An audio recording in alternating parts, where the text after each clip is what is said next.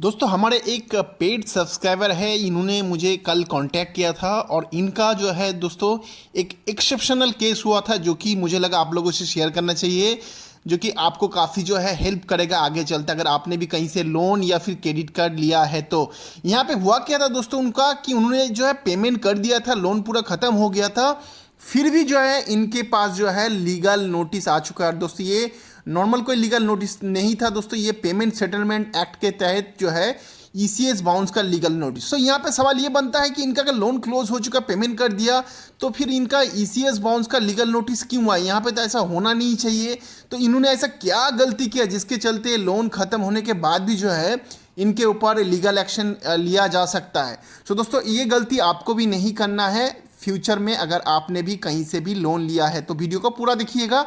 मैं हूं हसन, आप देख रहे हैं यूनिट टू नो। वीडियो में आगे जाने से पहले आपसे रिक्वेस्ट है, अगर आप चैनल में नए हो तो चैनल को जो है जरूर सब्सक्राइब करिए, साथ ही साथ वीडियो का कंटेंट अच्छा लगता है तो लाइक बटन को जरूर प्रेस करिएगा। तो चलिए दोस्तों बात करते हैं मेन टॉपिक के ऊपर। देखिए दोस्तों, जब भी हम कोई लोन लेते हैं तो वहाँ पे एक पर्टिकुलर अमाउंट का ईएमआई होता है जो कि हर महीने हमको पे करना होता है। लेकिन अगर हम कोई भी टाइम ईएमआई टाइम पे नहीं भरते तो वहाँ पे होता क्या है दोस्तों कि बहुत सारा जो है चार्जेस ऐड हो जाता है। उसमें ईसीएस बाउंस चार्जेस होता है, लेट पेमेंट चार्जेस होता है, कुछ कुछ सिनारियों पे जो है पिनल इंटरेस्ट भी जो है ऐड किया जाता है। और ये सारा अमाउंट जो है आपका ईएमआई अमाउंट के साथ जुड़ के एक बहुत बड़ा आउटस्टैंडिंग अमाउंट बन जाता है। लेकिन होता क्या है दोस्तों कि जब भी आप कोई पेमेंट करते हो उसके बाद जैसे ही लेट पेमेंट चार्जेस वगैरह लग जाता है, उसके बाद जैसे ही आप पेमेंट करोगे तो पेमेंट का जो पैसा है वो आपका ईएमआई के साथ एडजस्ट नहीं होता है।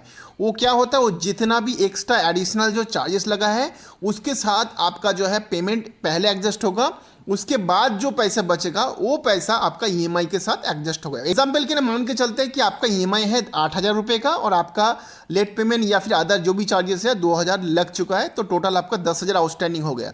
अगर आपने उस समय 8,000 का पेमेंट किया तो आपका सिर्फ 6,000 रुपये का जो है ईएमआई के साथ एडजस्ट होगा, बाकी जो 2,000 रुपये है वो आपका एक्स्ट्रा एडिशनल चार्जेस के साथ एडजस्ट हो जाएगा। तो यहाँ पे होगा क्या दोस्तों कि भले ही आपने ईएमआई का अमाउंट तो पे कर दिया, लेकिन सिस्टम में दिखाएगा, जो कि बैंक का सिस्टम में वो अपडेट रहेगा कि आपने ईएमआई पे नहीं किया, क्योंकि आपका ईएमआई था 8,000, आपने पे किया सिर्फ जो है 6,000, क्योंकि बाकी का 2,000 तो आपका कट गया ना अदर चार्जेस के साथ। तो इसके चलते होगा क्या कि अगले महीने फिर जो है आपका लेट पेमेंट चार्जेस ऐड हो जाएगा, क्योंकि ये वाला ईएमआई पूरा पे नहीं होने के कारण चलते अगले महीने फिर से लेट पेमेंट चार्जेस ऐड होगा इस वाला ईएमआई का, प्लस इंटरेस्ट चार्जेस वगैरह सब ऐड होके फिर अगले महीने के ईएमआई के साथ ये सारे अमाउंट जो है जुड़ के फिर एक बड़ा अमाउंट बन जाएगा। तो इसी तरीके से सिलसिला चलता जाएगा और आपको पता भी नहीं चलेगा, आपका अमाउंट जो है आउटस्टैंडिंग है धीरे धीरे धीरे धीरे बढ़ता जाएगा। और लास्ट में जब आप पेमेंट करते हो, अगर आपका कैलकुलेशन में कोई गलती होता है तो उस सिनारी में होता क्या है कि आपके हिसाब से आपने पूरा ईएमआई भर दिया 10 या 12 जो भी आपने लोन लिया है उसके हिसाब से, लेकिन आपका जो एक्स्ट्रा चार्जेस के चलते आपका थोड़ा बहुत अमाउंट जो है बच सकता है और वही अमाउंट जो है धीरे धीरे बढ़ते बढ़ते चार्ज लगाते लगाते एक बड़ा अमाउंट बन जाता है। और जब बैंक उसको रिकवरी करने की कोशिश करता है, भले ही आपका ईसीएस के थ्रू या फिर अदर पेमेंट के मोड के थ्रू, और फिर अगर वो ईसीएस बाउंस हो जाता है तो उस सिनारियो में लीगल नोटिस आ सकता है।